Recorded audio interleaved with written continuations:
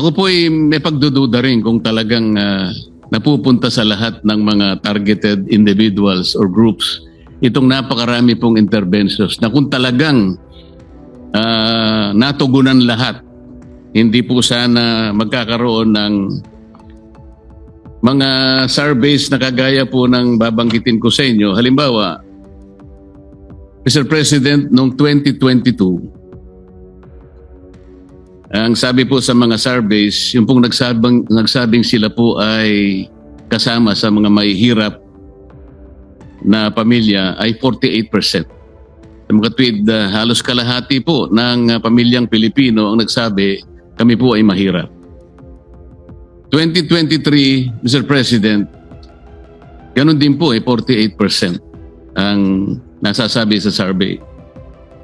Noong 2024, last year, Mr. President, 57% pa nga po eh. At ngayon po, September 2025, hindi pa po natatapos ang taon, nasa 50% na po nagsasabi na kami po ay mahirap.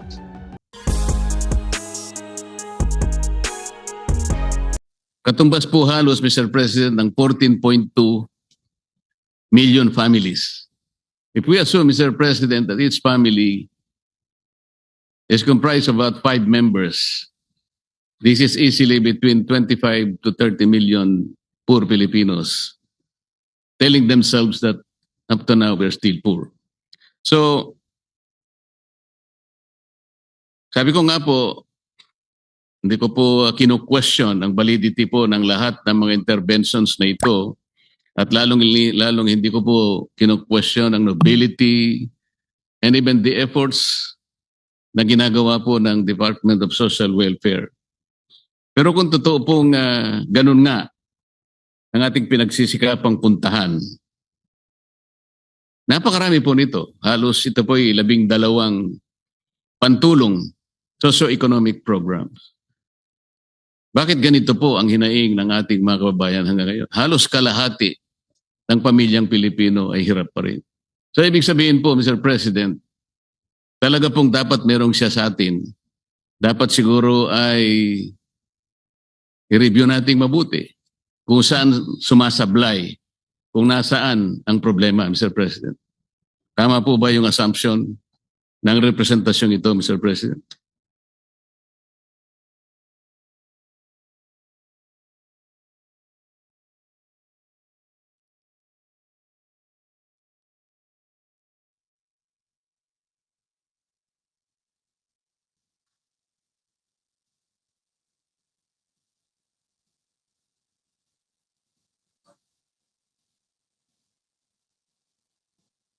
So his honor's question is, why does the secretary believe that marami pa ring mahirap kahit na marami tayong programa? Yun ho ba ang tanong?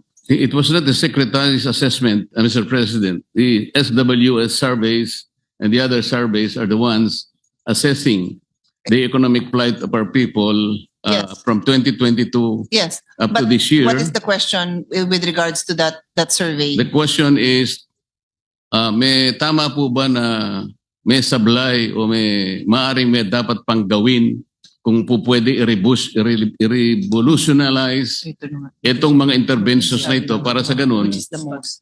ay hindi po ganito ang naririnig natin na hinain ng ating mga kababayan. Hindi po maliit na bilang ito. 48 to 57% is not a small number. This constitutes, Mr. President, 14.2 million families. At ito pa po ang masakit, Mr. President. March 2025, 27.2 of our people are complaining of involuntary hunger. Ito po yung pinakamasakit siguro. Yung involuntary hunger, Mr. President, gustong kumain ng isang tao, pero wala siyang makain talaga. Ito ang kaawa-awa po na kalagayan ng isang mamamayan na gusto niyang kumain. Sapagkat talaga pong dapat tayong kumain para mabuhay. Hindi po tayo nabubuhay para kumain. Kailangan po tayong kumain para mabuhay. Kung wala po tayong makakain, mahirap po. 22 to 27%, Mr. President, This constitutes about 7.5 million households. Malaking bilang po ito. Kaya with this assessment of surveys, Mr. President, and considering that we have more than 12 interventions, focus and targeting the impoverished, the downtrodden, the marginalized people, pero patuloy pa silang humihibik, patuloy pa silang napapasaklolo. Stunting is only one of those extensively discussed today. Pero ang pinag-uusapan po doon ay hindi lang pinagugatan noon ay dahil isang bagay lang. Hindi pa napapanganak yung tao, Mr. President, may problema na siguro, kaya ganun ang pangyayari. Kaya kahit na po sabihin nating 1,000 days or even 365 days sa umpisa, may problema pa rin po because the structure ay hindi natin na-address. Yun po yung nakikita ko na ipinahayag ng mga statistics, Mr. President. So the question is the observation valid, Mr. President? The observation that was shared by His Honor is something that has been brought to the attention of the Secretary, and precisely why in the previous interpellation, they have pointed out that upon the instructions of the President, they're commissioning a study to see which of these intervention address poverty the most effectively.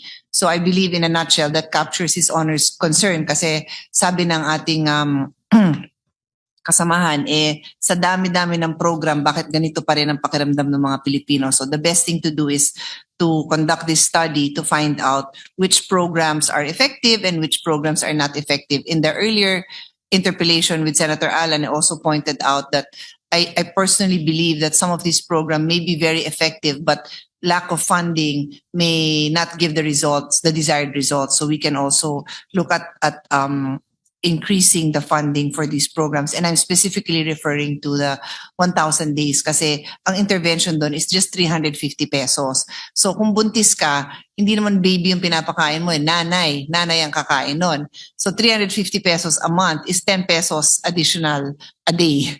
And we all know that that is not a huge amount. So for this representation, that could be an effective intervention. And then regarding His Honor's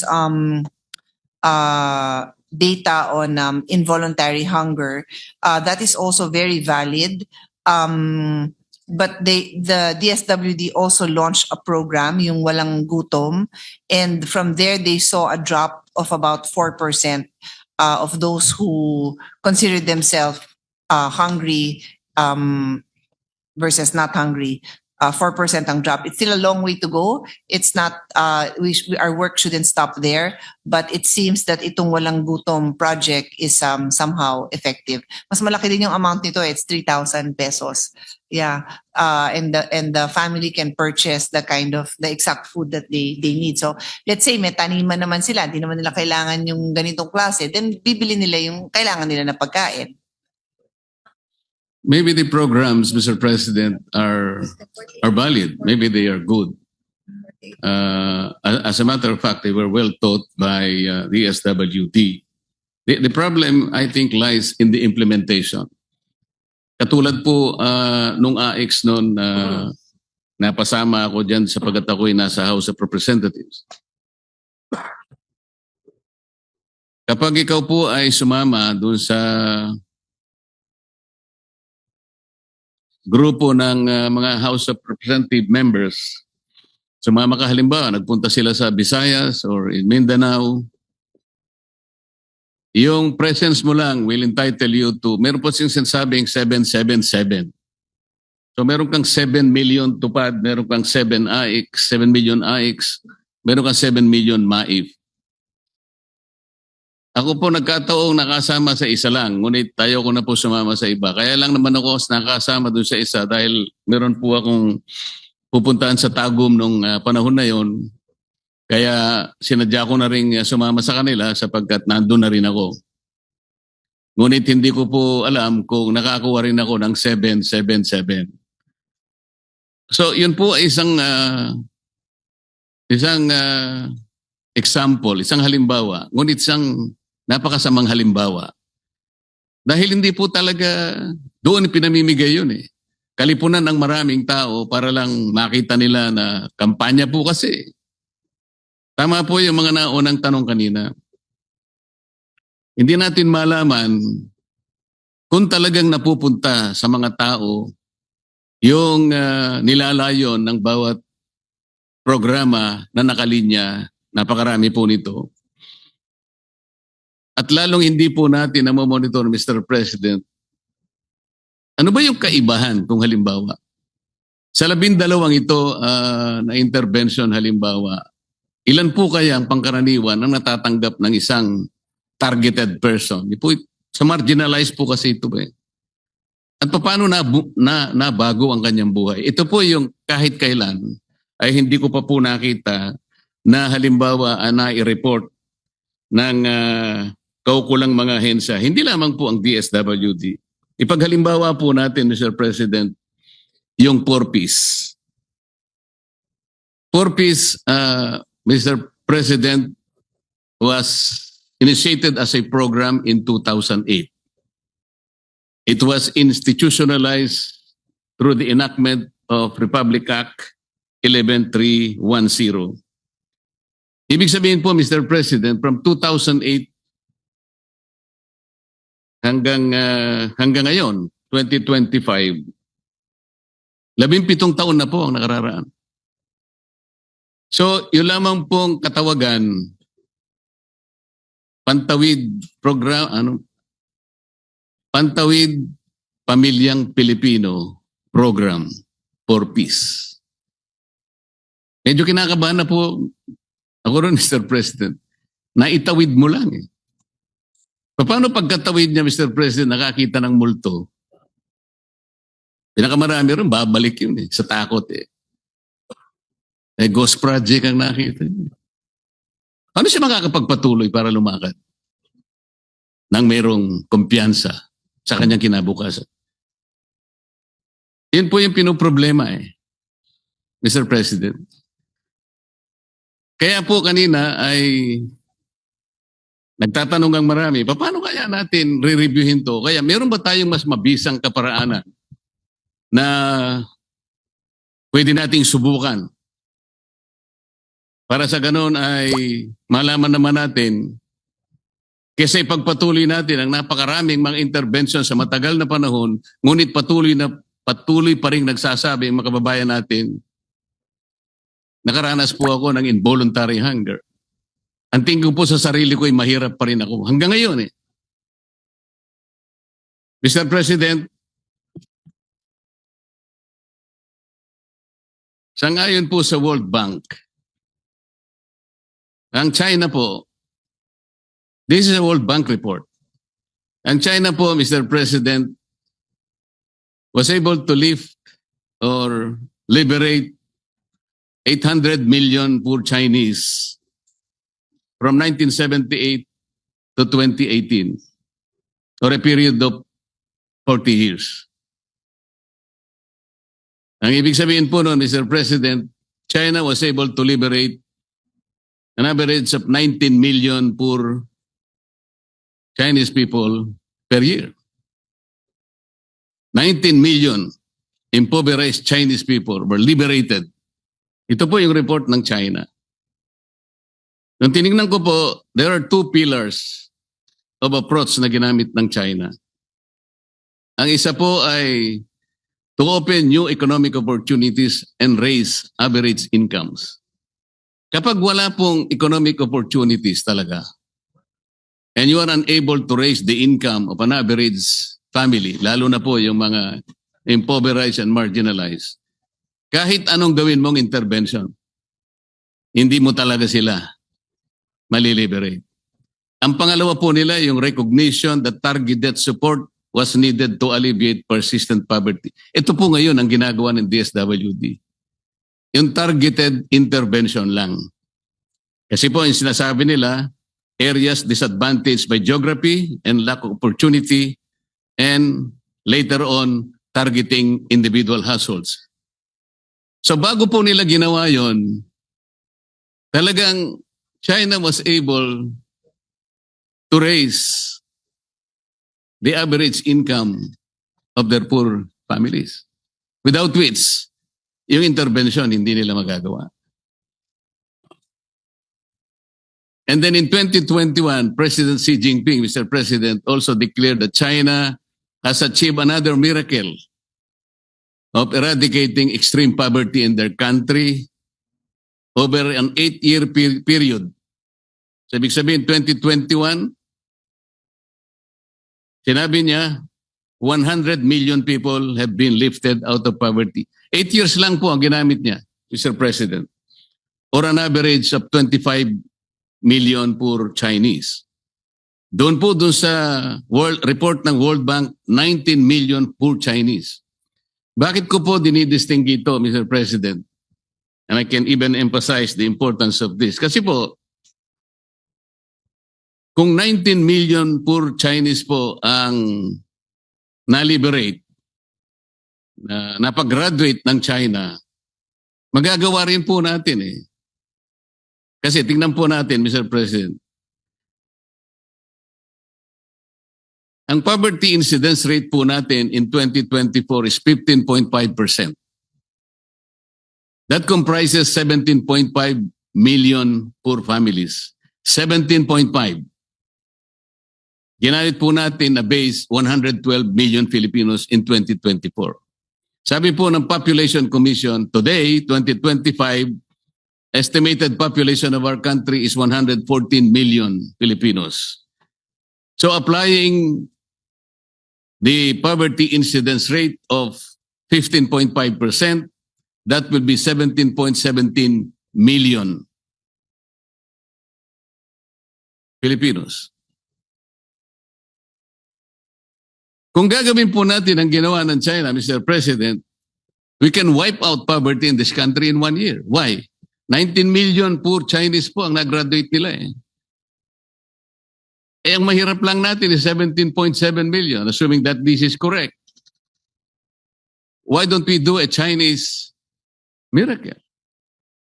Kesa naman sa, ang purpose po, 17 years na po eh. Pumasok po ako sa Congress, House of Representatives in 2004. 4 years later, doon ko po nakita ang purpose, 2008. Hanggang sa mag-graduate po ako, hanggang ngayon we're still struggling and grappling about the ways we can help our people, especially the marginalized ones.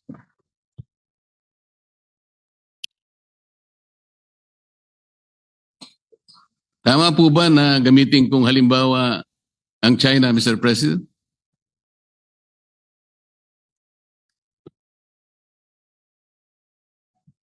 Maganda hong tanong yon kasi nag-compute din po ako. Gusto ko rin naman ho na ma-eradicate yung 17.7 million Filipinos natin living in poverty. Pag ginamit ho natin yung model ng China, talagang kaya ho yun. But our population is not 1 billion.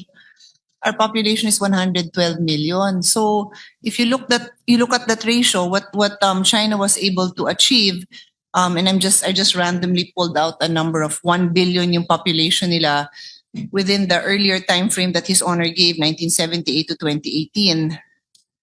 In the early years, it was 1 billion. Later on, it increased to 1.43 billion. Less than 2% po ang 19 million per year. It's great. It's great. It's nice to have a target, but I don't know if we can actually say that their program was better than ours kasi magaganda din naman ho yung achievement natin. Not in any way to say that this is enough. There is so much more we need to do. Even the Secretary acknowledges that. Pero ito naman po ang tingnan natin na accomplishment po ng 4Ps. 1.44 million household exited from 2022 to 2025. Ibig sabihin, naka-achieve na sila ng self-sufficiency kasi the intervention of 4Ps was to change behavior, to make the parents raise their child in a healthy environment, going to the health center and going to school. So 1.44 million naman ang napa-exit natin. So I would say that's about 1.27% of our population. 12.21 million ang elementary graduates po natin dito. So malaking percentage din yan. 4.55 million ang high school graduates. 39,88,000 board examination passers and 116 top-notchers. Ito po yung mga pamilya na walang college, walang nakatungtong sa college. So for me to see this, tumataas po yung balahibo ko na kahit papano nakapag-graduate hindi lang ng high school pero pumasok pa sa mga course na may board exam at may nag-top-notcher pa.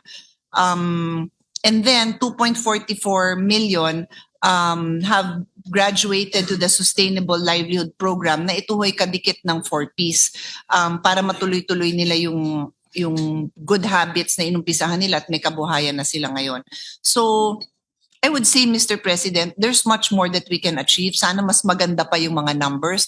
The good news is I think we have a team here headed by the Secretary that, is not settling for these numbers. They want to achieve more. And that is why they have a study that I had already mentioned a couple of times that will help them determine which are the most effective programs or which programs in combination.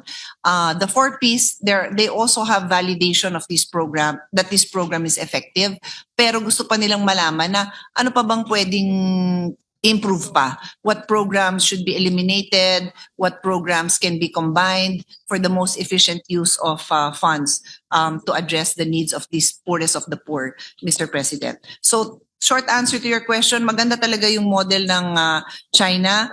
I think we can do our part in trying to have the target of alleviating these people out of poverty. Pero tingin ko maganda rin yung mga nakita nating data kasi we can also see what happened to them, what happened to the children who fall under those programs. Yes, Mr. President, as I have said, there is no way to belittle the efforts of DSWD. I think we can thank them for what they are doing for our people. They've been there for quite some time and they're everywhere whenever the services are needed. Ang sinasabi ko lamang, Mr. President, is the China model is something that we should also take advantage of. Ma-review man lang natin. Kasi yung una po nilang ginawa ay to raise the average income of their poor people. Ibig sabihin, kapag hindi po natin nagagawa, no matter how much intervention we can do or we will do for them, hindi rin siya magiging sapat or significant para sa ganon ay makabawi sila talaga ng lubos-lubusan. Kaya nga po yung approach ng China from 800 million in 40 years, that's an average of 19 million Chinese liberated from poverty. Sana magawa natin yon kung halimbawa makuha natin yung sinasabi nilang economic opportunity that can eventually raise the incomes of these marginalized Filipinos. Talagang yung pantulong na lang na interventions, yung makakabawi silang talaga. But until and unless we're able to raise their plight, their economic plight, to the extent that they are able to get an income na makakasapat po sa kanilang pangangailangan, kahit ano pong intervention ng gawin natin. Ito po yung nakita ko sa Chinese model. Kaya po, pupunta po ako sa aking pangalawang suggestion. During the briefing of the Department of Finance, Mr. President, naimungkahi ko po na pwede siguro nating pag-aralan. Let's do away with all these subsidies. Nung briefing na yun, Mr. President, I was using the example of the 2025 budget where I was able to compute subsidies coming from, let's say, AIX, TUPAD, MAIP, PORPIS, etc. I was able to compute the sum total of 194 billion pesos.